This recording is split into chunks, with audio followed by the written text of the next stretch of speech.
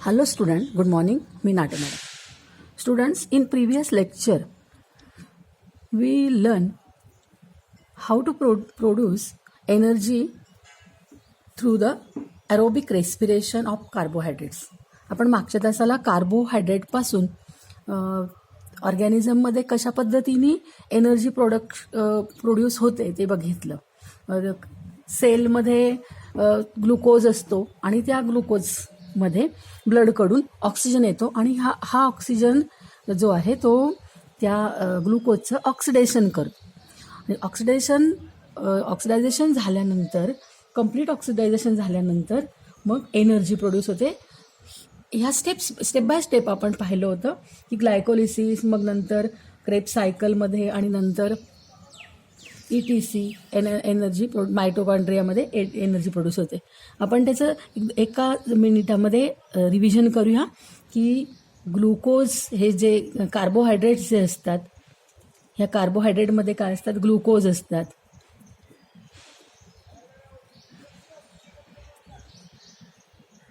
आपल्या सेलमध्ये ग्लुकोज हे काय असतात, ग्लुकोज.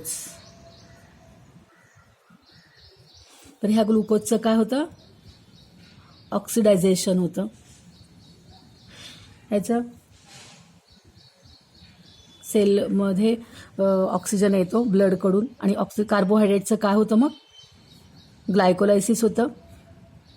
आपण मागच्या व्हिडिओ लेक्चरमध्ये बघितलं. आपण त्याचा फ्लो चार्ट बघूया 1-2 मिनिटात. ग्लायकोलिसिस होतं. ग्लायकोलिसिस प्रोसेसमध्ये काय होतं, तर पायरुविक ॲसिड्सचे मॉलिक्यूल फॉर्म होतात. पायरुविक ॲसिडचे 2 मॉलिक्यूल फॉर्म होतात. ह्या पायरुविक ॲसिडपासून पुन्हा त्याचं ऑक्सिडायझेशन होतं आणि पुन्हा त्याच्यात काय फॉर्म होतात, तर ॲसिटिल कोएन्झाईमचे कोएन्झाईम एचे 2 मॉलिक्यूल परत फॉर्म होतात.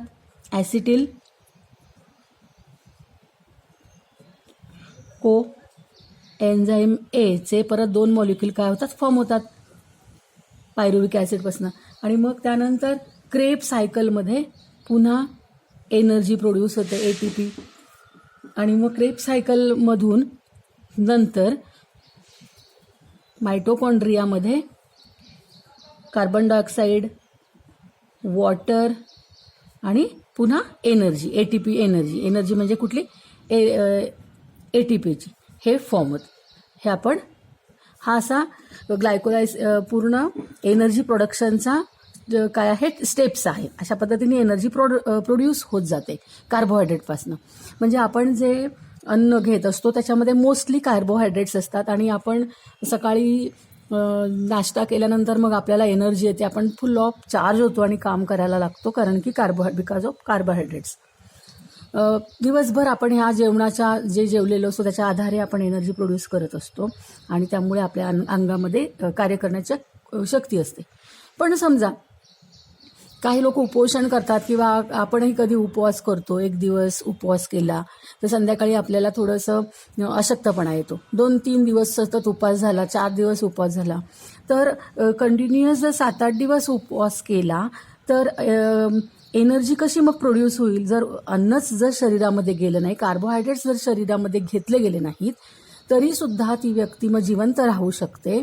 मग तिच्या शरीरामध्ये एनर्जी प्रोड्यूस होते कशी, कारण ही जी एनर्जी आहे माहिती आहे तुम्हाला, ही एनर्जी आपल्या शरीरामध्ये वेगवेगळे जे फंक्शन चालू असतात, वेगवेगळ्या सिस्टीम्स आहेत त्या सतत कंटिन्युअसली फंक्शन करत असतात. तर त्या कार्यासाठी ही एनर्जी उपयोगी पडत असते. पण जर का कार्बोहायड्रेट्स घेतले गेले नाही, जेवण केलं गेलं नाही, तर मग ही एनर्जी 7-8 दिवसानंतर ही एनर्जी कमी पडेल, तरी देखील माणूस जिवंत राहतो. त्याचं रिझन काय असतं, तर त्याचं रिझन असं आहे की कार्बोहायड्रेट्स बरोबर प्रोटीन्स आपल्या शरीरामध्ये असतात. जरी आपण कार्बोहायड्रेट्स घेतले नाही काही दिवस, जेवलो नाही काही दिवस, तरी आपल्या शरीरात प्रोटीन साठवलेले असतात. त्याचबरोबर लिपिड्स आपण घेत असतो आणि लिपिड्सचं जे रूपांतर आहेत म्हणजे स्निग्ध पदार्थ आपण घेत असतो, प्रथिनं आपण आपल्या शरीरात साठवलेली असतात. ह्या स्निग्ध पदार्थ आणि प्रथिनं आपल्या शरीरात जे साठवलेले असतात, मग ते अशा वेळेस ज्यावेळेस उपवास केला जातो त्यावेळेस हे काय करतात, एनर्जी प्रोड्यूस करण्यासाठी हे पुढे येतात. लिपिड्स जे आपल्या शरीरात फॅट असतात त्याचं फॅट्समध्ये, फॅटी ॲसिड्समध्ये त्याचं काय होतं, कन्व्हर्जन होतं. फॅटी ॲसिड्समध्ये त्याचं कन्व्हर्जन होतं. प्रोटीन्स जे आहेत त्या प्रोटीन्स ॲमिनो ॲसिड्समध्ये कन्व्हर्जन होतं. एनर्जी प्रोडक्शनसाठी मग हे कार्यरत होतात. फॅटी ॲसिड्स आणि ॲमिनो ॲसिड्स जे आहेत प्रोड्यूस झालेले, मग त्यांच्यापासून मग काय कोणते मॉलिक्यूल फॉर्म होतात, ॲसिटिल को एन्झाईमचे मॉलिक्यूल फॉर्म होतात. आणि मग ॲसिटिल को एन्झाईमपासून पुन्हा कार्बन डायऑक्साईड, वॉटर आणि एनर्जी प्रोड्यूस होते. मग अशा पद्धतीने जेव्हा कार्बोहायड्रेट्स नसतात तेव्हा लिपिड्स आणि प्रोटीन्स हे काय करत असतात, फंक्शन करत असतात. आता याच्या संदर्भात एक क्वेश्चन आपल्याला येऊ शकतो सायंटिफिक रिझनसाठी, तो असा, if there is insufficient amount of carbohydrates in body then lipids and proteins are used for energy production. म्हणजे आपल्या शरीरामध्ये जेव्हा कार्बोहायड्रेट्स हे पुरेसे नसतात तेव्हा आपल्या शरीरातले लिपिड्स म्हणजे स्निग्ध पदार्थ आणि प्रोटीन्स म्हणजे प्रथिनं यूज फॉर एनर्जी प्रोडक्शनसाठी उपयोगी पडतात. तर त्याच्यामध्ये आत्ता मी तुम्हाला हा फ्लो चार्ट दाखवला, तर त्याचं ते रिझन तेच त्याच्या स्टेप्स आहेत की काय होतं. In case of lipids they are converted into fatty acids and proteins into amino acids. Fatty acids and amino acids are converted into acetyl coenzyme and energy is obtained through complete oxidation of acetyl coenzyme by process of Krebs cycle. नंतर acetyl ॲसिडचे कोएन्झाईम ॲसिडचे complete oxidation होतं Krebs सायकलमध्ये आणि energy produce होते. अशा पद्धतीने aerobic respiration होत असतं. Aerobic रेस्पिरेशनमध्ये कार्बोहायड्रेट्स, प्रोटीन्स अँड फॅट्स हे एनर्जी प्रोडक्शन करण्यासाठी काय करत असतात, फंक्शनेबल असतात आणि ते त्यांचं ऑक्सिडायझेशन होत असतं. आता आपण बघणार आहोत की अनॲरोबिक रेस्पिरेशनमध्ये काय प्रोसेस घडते. Through anaerobic respiration in living organism or cell process of energy production. म्हणजे अनॲरोबिक रेस्पिरेशनमध्ये नेमकं काय घडतं आणि कुठे घडतं, केव्हा घडतं ते आपण बघणार आहोत. ॲरोबिक रेस्पिरेशनचं तुम्हाला मिनिंग माहिती आहे की ऑक्सिजन विथ ऑक्सिजन जे रिप्रोडक्शन होतं त्याला म्हणतात विथ ऑक्सिजन जे रेस्पिरेशन होतं त्याला म्हणतात ॲरोबिक रेस्पिरेशन आणि विदाऊट ऑक्सिजन जे रेस्पिरेशन होतं त्याला म्हणतात अनॲरोबिक रेस्पिरेशन. आता हे तुम्ही लक्षात ठेवा की विदाऊट ऑक्सिजन जरी म्हटलेलं आहे तरी ऑक्सिजन इथे असतो पण हा ऑक्सिजनचे फ्री मॉलिक्यूल नसतात. तर हे without free molecule of oxygen, without free molecule of oxygen हे रेस्पिरेशन कसं असतं, without free molecule of oxygen. म्हणजे हे रेस्पिरेशन होत असताना ऑक्सिजनचे फ्री मॉलिक्यूल नसतात. मग कसे असतात ते, रेस्पिरेशन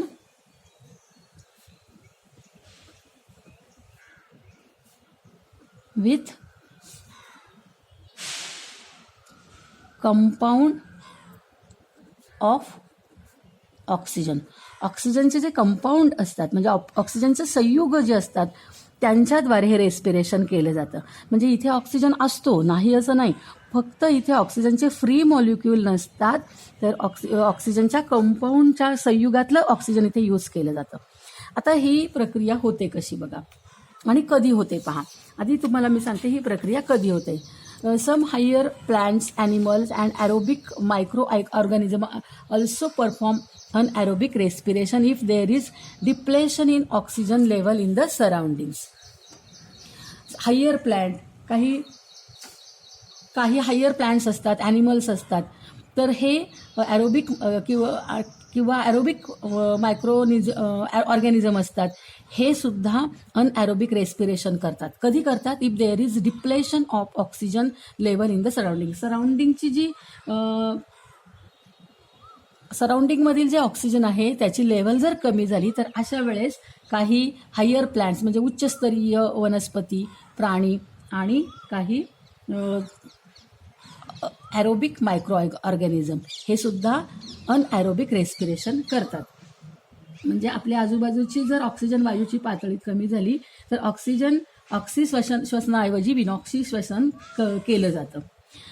सेकंड एक्झाम्पल आहे seeds perform anaerobic respiration if the soil is submerged under water during germination. जेव्हा सीड्सचं बीजांकुरण होतं, बीजांकुरणाच्या वेळी जी जमीन आहे ती पाण्याखाली बुडालेली असल्यास जे सीड्स असतात ते सीड्स काय करतात तर अनॲरोबिक रेस्पिरेशन करतात. Seeds perform anaerobic respiration if the soil is submerged under the water.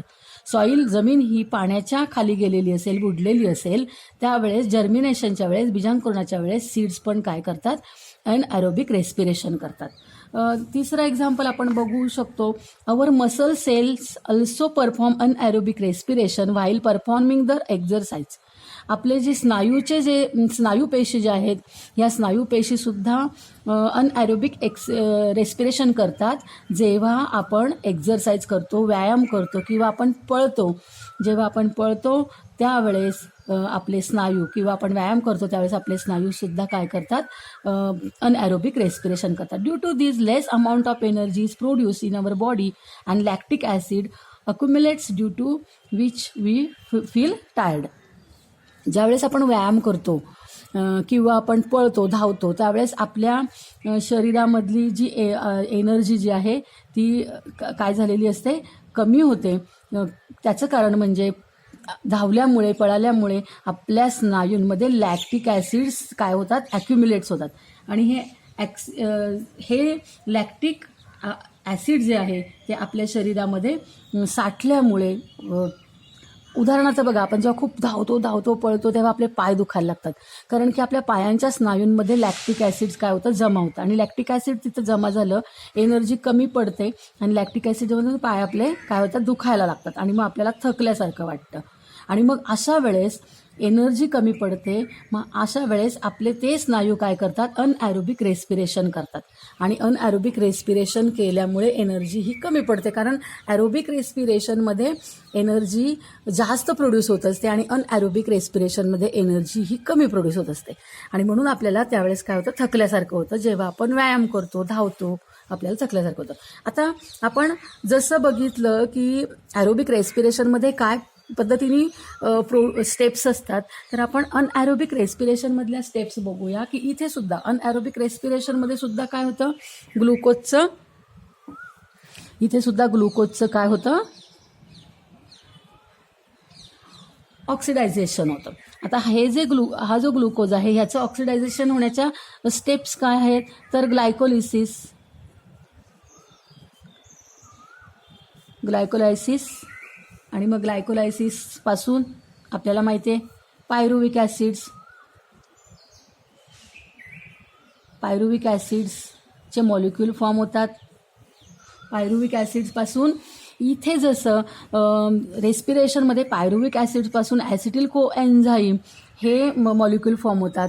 पण पायरुविक ॲसिडचं काय होतं माहिती आहे का, पायरुविक ॲसिडचं अनॲरोबिक रेस्पिरेशनमध्ये काय होतं माहिती आहे का, की फर्मेंटेशन होतं.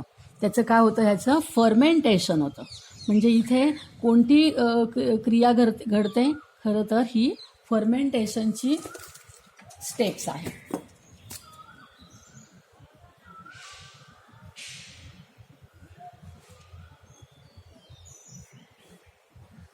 इथे फर्मेंटेशनची प्रोसेस होते आणि ह्या फर्मेंटेशनच्या प्रोसेसमध्ये काय फॉर्म होतं, फर्मेंटेशनच्या प्रोसेसमध्ये डिफरंट प्रोडक्ट्स फॉर्म होतात. डिफरंट वेगवेगळे प्रॉडक्ट्स इथे फॉर्म होतात.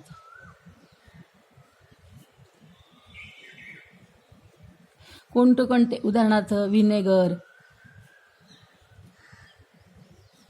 विटॅमिन्स एक्सेट्रा असे हे इथे फॉर्म होतात. आणि मग यांच्यापासून वेगवेगळे मायक्रोब्स फॉर्म होतात.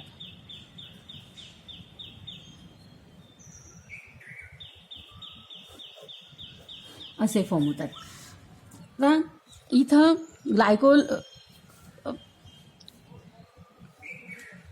पायरुविक ॲसिड,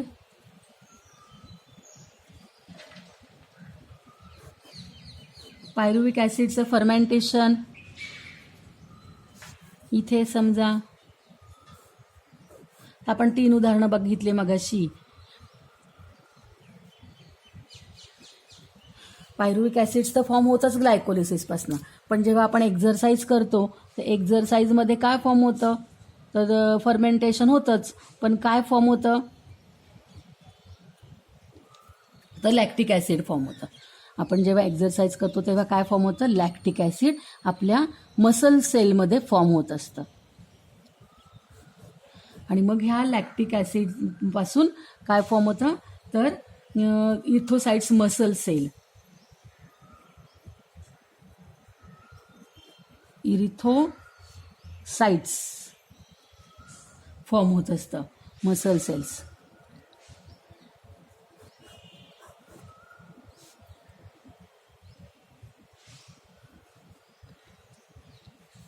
हे त्यानंतर फर्मेंटेशन, दुसरी जी क्रिया आहे तिथे पण फर्मेंटेशन होतं. 3 आपण उदाहरणं पाहिलेली आहे. फर्मेंटेशन होतं, नंतर तिथे अल्कोहोल फॉर्म होतो,